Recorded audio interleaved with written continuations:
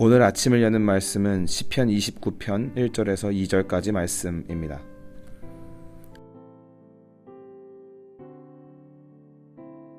너희 권능 있는 자들아 영광과 능력을 여호와께 돌리고 돌릴지어다.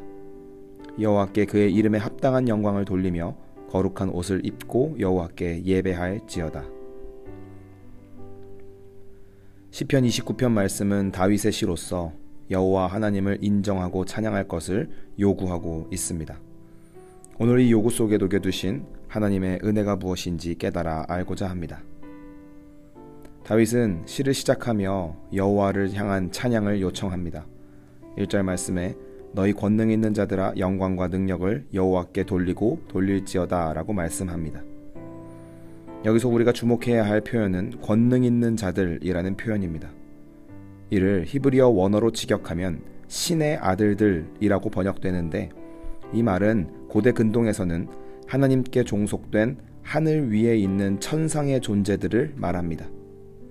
이 땅에서 일어나는 일을 결정할 때 여러 측면에서 여호와를 돕는 역할을 하는 천상의 구성원들입니다.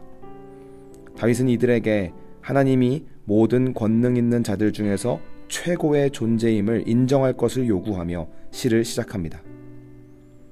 그런데 형식상으로는 천상에 있는 신적 존재들을 부르고 있지만, 그러나 이 글의 실제 청중은 사실 다른 신들을 숭배하는 경향을 지닌 이스라엘 백성들과 세상 속 권력을 가지고 자신들이 신의 가호를 받고 있다고 믿는 세상 권세자들을 향하고 있습니다. 그런 사람들에게 오직 여호와 하나님만이 최고의 권세를 지닌 신이니 영광과 능력을 하나님께 돌릴 것을 요구하고 있습니다. 즉 다윗은 1절 말씀을 통해 하늘과 땅에 있는 모든 존재들이 하나님을 찬양해야 함을 촉구하는 것입니다. 이어서 3절부터 9절까지 말씀을 통해 다윗은 하나님의 능력과 영광이 세상 가운데 어떻게 드러나는지를 말하며 왜 모든 만물이 하나님을 찬양해야 하는지를 이야기합니다. 이 부분에서 다윗은 하나님이 소리라는 형태로 세상 가운데 당신의 능력과 영광을 드러내시고 그 중에서 천둥 소리가 하나님의 현현을 상징한다고 말합니다. 아마 이전 다윗의 경험 중 폭풍우 속 천둥 소리에서 하나님의 살아계심을 느꼈던 적이 있는 것으로 보입니다.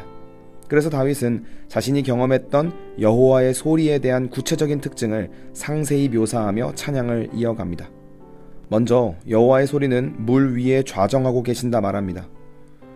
여기서 물은 사람들을 포함하여 땅과 성읍들을 뒤덮을 수 있는 존재입니다. 즉 물의 의미는 성도들의 규칙적인 질서를 압도하고 무너뜨릴 수 있는 힘있는 세력을 말합니다. 그런데 여호와의 소리는 그 세력들 위에 있으며 그것들을 잠잠하게 하실 만한 힘이 있음을 말합니다. 세상을 뒤엎을 만한 힘이 있다고 한들 그것이 하나님의 위엄 앞에선 아무 소용이 없다는 소리입니다.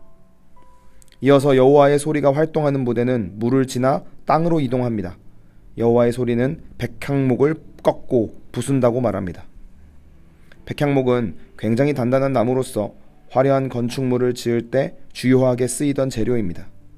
그렇기 때문에 성경 내에서 백향목은 세상적 번영과 안정을 상징하고 나아가 힘과 교만의 상징으로 쓰입니다. 그런데 여호와의 소리가 백향목을 쪼갠다는 표현을 통해 대단한 세상의 권세도 하나님 앞에서는 쪼개줄 수밖에 없다는 뜻입니다. 뒤이어 나오는 표현들도 같은 의미로 사용됩니다. 시련산, 레바논, 가데스 광야를 포함한 여러 표현들이 전부 세상의 권세를 뜻하지만 이 세상의 권세들조차 여호와의 소리 앞에선 그저 부서지고 흩어질 티끌에 불과하다는 것입니다. 이처럼 자연세계에 존재하는 여러 양식들을 완전히 압도하심으로 당신의 위엄과 영광을 하나님께서는 드러내신다고 합니다.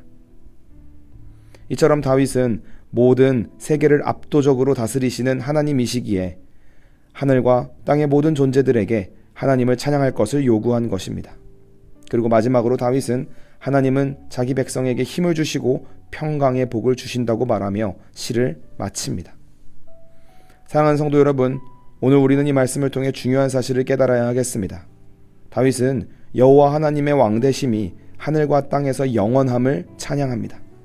다윗은 세상에 일어나는 여러 가지 자연현상의 소리를 통해 하나님을 인식하고 그 소리가 자연세계에 여전히 작동하고 있음을 고백합니다.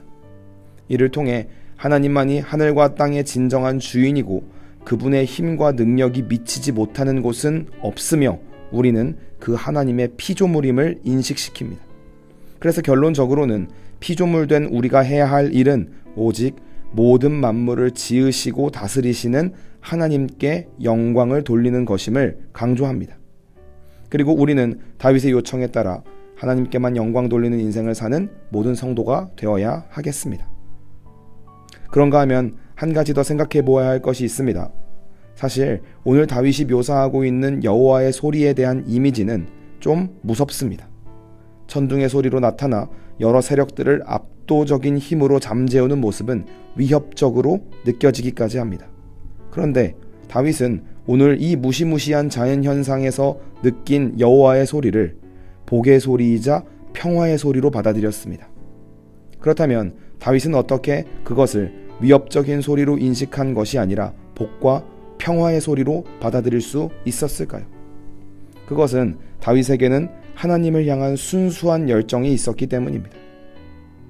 하나님은 절대로 우리를 해치시는 분이 아니고 아무리 힘들고 어려운 현실이 내 앞에 놓여 있다고 할지라도 하나님은 반드시 그것을 이기시고 우리를 지켜내시는 분이라는 하나님을 향한 순수한 믿음이 있었기 때문입니다.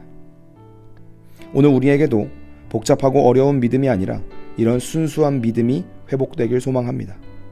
복잡한 우리의 삶 속으로 찾아오시는 하나님의 임재, 우리를 해치거나 못살게 굴게 하시려는 게 아니라 기르시고 성장하게 하시려는 하나님의 임재 앞에 순수한 순종을 올려드리는 성도가 되어야 하겠습니다.